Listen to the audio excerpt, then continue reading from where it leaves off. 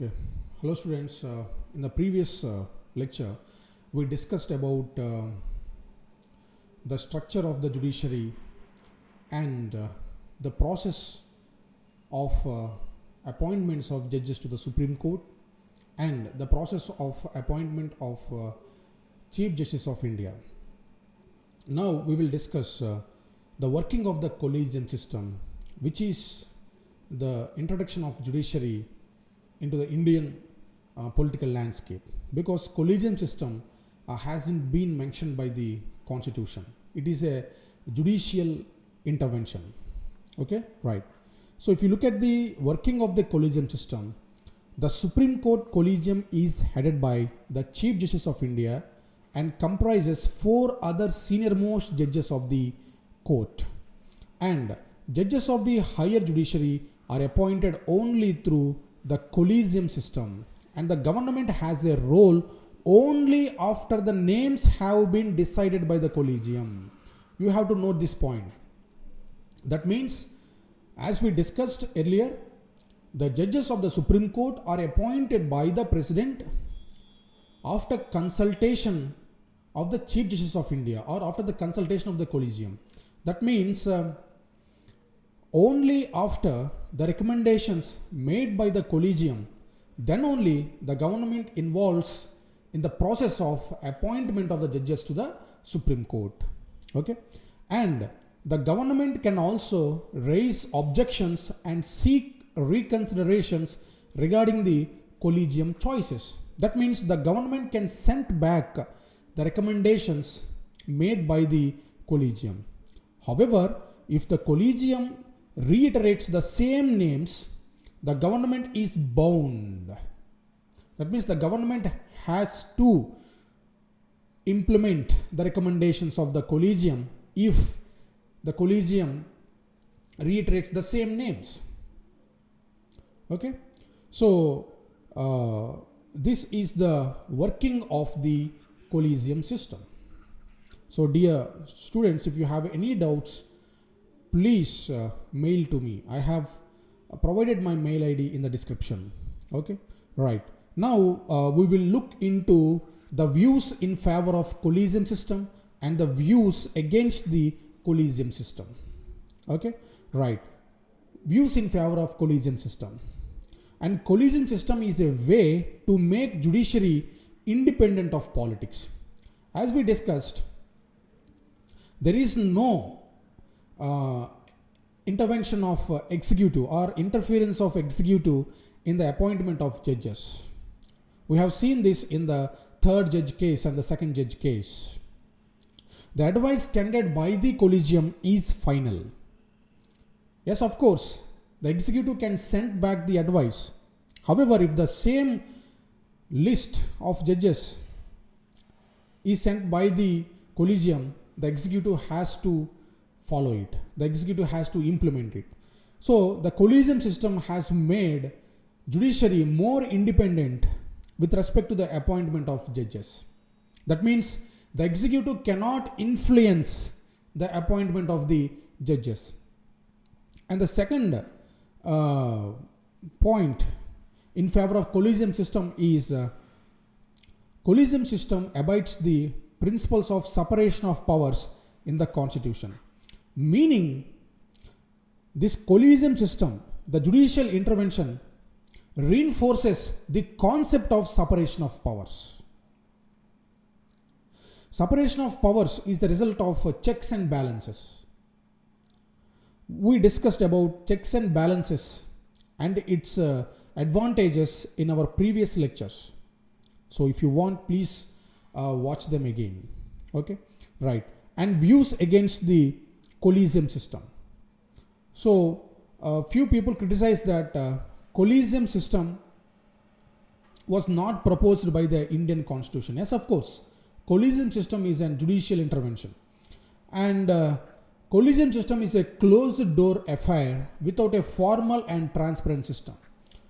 And of course, these two are the major criticisms. As we know that till date nobody knows on what criteria or on what basis the collegium recommends the judges to the Supreme Court as well as to the higher courts at the state level.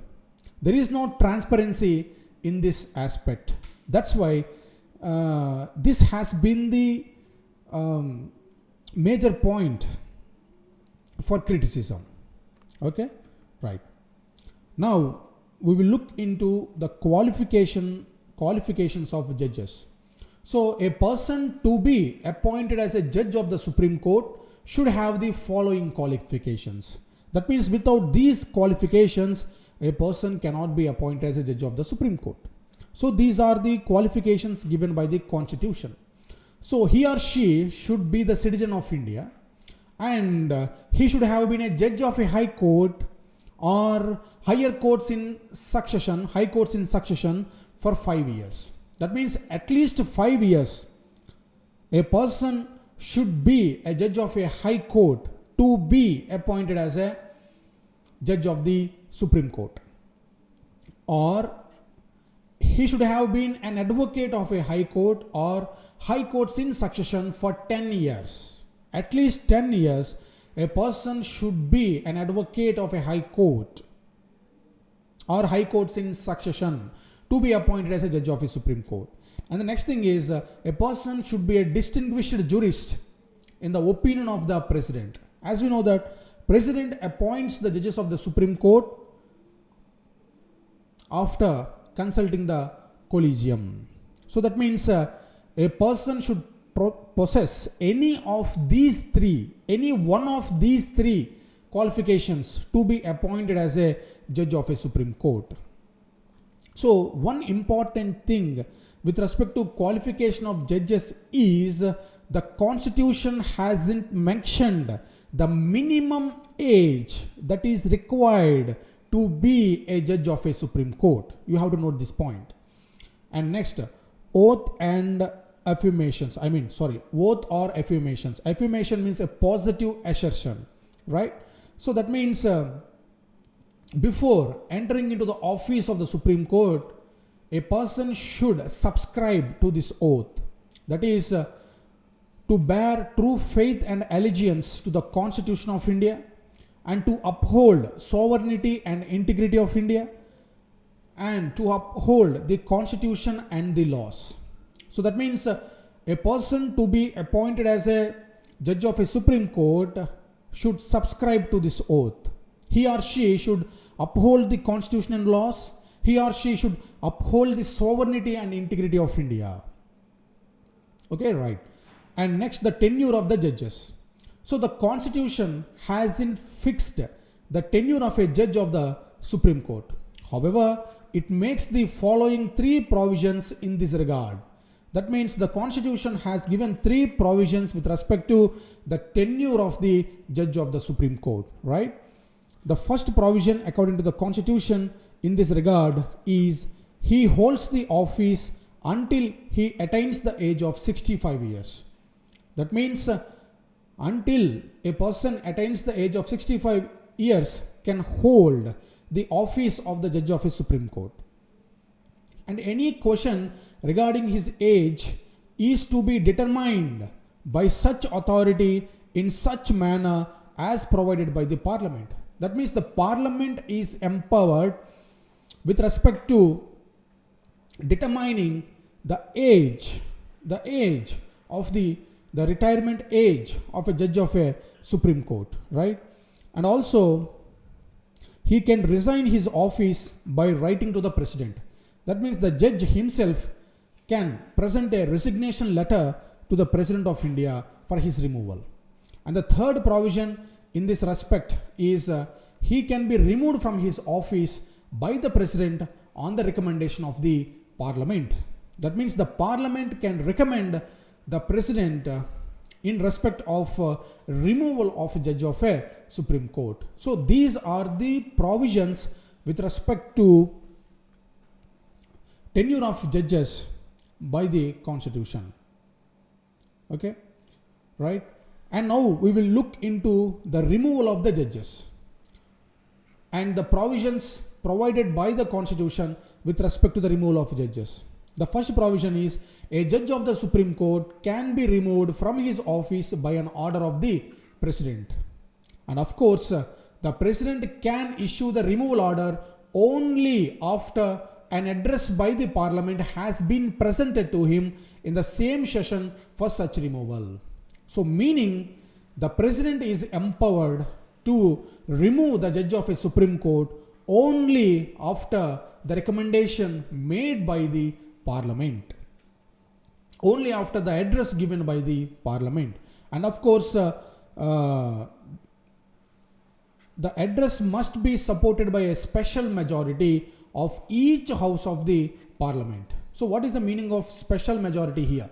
Special majority means majority of the total membership of that house plus majority of not less than 2/3 of the members of that house present and voting. So this is called a special majority. So that means the removal of a judge should be supported by the special majority of the parliament. Then only the president can remove the judge. And the grounds of removal. So what are the grounds? On what grounds the judge of the Supreme Court can be removed? One ground is proved misbehavior and another ground is incapacity. So what is the meaning of proved misbehavior? That if an allegation is made on a judge, for example, if a sexual allegation is made on the judge, and if that allegation has been proved, then it will be considered as a proved misbehavior and it would be the ground for the removal of the judge of the Supreme Court. And what is the meaning of incapacity? Incapacity means if he is physically incapable of conducting the office, or if he is mentally incapable of performing his duties, can be considered as an incapacity. And of course, the Constitution hasn't given much interpretation about the misbehavior and incapacity. Right? So these two are the grounds for the removal of the judge of a Supreme Court. And these three are the constitutional provisions in this aspect. However, there is a law that is enacted by the parliament with respect to the removal of the judges. Okay, to remove a judge of a Supreme Court, a motion signed by 100 members in the case of Lok Sabha. That means if the removal motion is initiated in the Lok Sabha, so before initiation, that motion should be accepted by at least 100 members if it is a Lok Sabha. If it is a Rajya Sabha, at least 50 members should accept the removal motion. Okay. Then after the acceptance of the members of the parliament, then that motion is given to the speaker if it is Lok Sabha and chairman if it is Rajya Sabha, right? And the speaker or chairman may admit the motion or refuse to admit it. That means the speaker of the Lok Sabha or chairman of the Rajya Sabha has discretionary powers in this aspect whether to accept the removal motion or not. If the removal motion is accepted, then speaker or chairman is to constitute a 3-member committee to investigate into the charges. Okay, dear students, I think you got the point. That means to introduce a removal motion regarding the removal of judges, that motion should be signed by at least 100 members if it is Lok Sabha or 50 members if it is Rajya Sabha. So after the signature of 100 members, okay, it is submitted to the speaker or the chairman of the Rajya Sabha, and he may accept it or reject it. If he accepts the removal motion, then he will appoint a committee which comprises 3 members. So who are those 3 members? The Chief Justice or a judge of the Supreme Court, a Chief Justice of a High Court, and a distinguished jurist. So these 3-member committee will be appointed to look into the investigation or to look into the grounds whether they are true or false, right? And if the committee finds the judge to be guilty of misbehavior or suffering from an incapacity, I already told you, misbehavior and incapacity are the 2 grounds based on which the judge of a Supreme Court can be removed. So therefore, this committee, 3-member committee, will examine the removal motion on these two grounds. Okay, so if they find the judge to be guilty, then the house can take up the consideration of the motion, right? And after the motion is passed by each house of the parliament by a special majority, I already told you what is special majority, right? An address is presented to the president for removal of the judge. And finally, the president passes an order removing the judge. So it is interesting to note that till date, no judge of the Supreme Court has been removed through this process, right? So dear students, I think you understood the removal process of a judge of a Supreme Court, and also we deliberated on the constitutional provisions as well as the legal process through which the judge of a Supreme Court is removed. Okay, and in the next lecture we will discuss the issues related to judiciary. That means the issues which are plaguing the judiciary. We will discuss this aspect in our next lecture. Okay, thank you.